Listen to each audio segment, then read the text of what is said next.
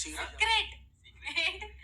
ఈ 2 వారాలు కొంచెం బాగా ఆడుంటే బాగుండేదిరా, నేను ఎక్కడో ఉండేవాడిని, లేకపోతే నేను ఎక్కడో ఉండేదాన్ని. ఇలా వద్దు. మీరు ఇప్పుడు చేస్తుంది, మీరు 100 బాగా చేస్తున్నారు కాబట్టి ఇక్కడ వరకు వచ్చారు కదా. ఎంతమంది వెళ్ళిపోయారు ఇప్పుడు వరకు మీ ముందు.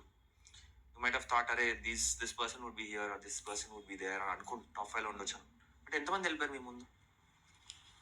సో ఆ రిగ్రెట్స్ వద్దు, మీరు 100% ఇవ్వండి అంతే. అవునా?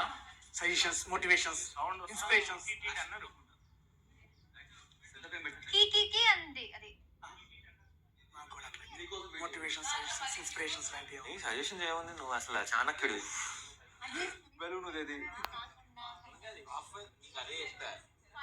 స్టేజ్ మీదకి వచ్చినప్పుడేమో కప్పు కొట్టి పోతా అంటావు, ఫ్యామిలీ అన్నారు అమ్మ వస్తే చాలు అంటావు. ఏంట్రా నువ్వు?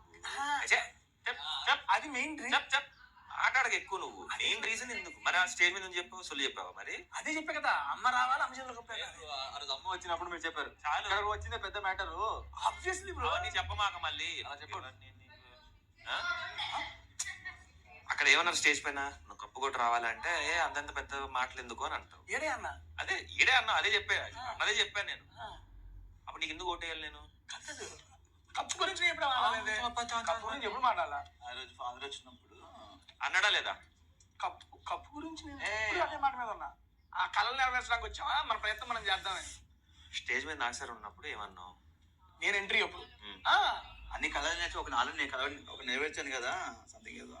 అది చాలు, అంతవరకు చాలు, అత్యాశ ఉండకూడదు. ఇక్కడ చాలు అంటే అందరూ సోఫాలు కూర్చోండి అన్నావా లేదా? అమ్మా ఆ కొన్ని అంటుంది ఏంటంటే కొంచెం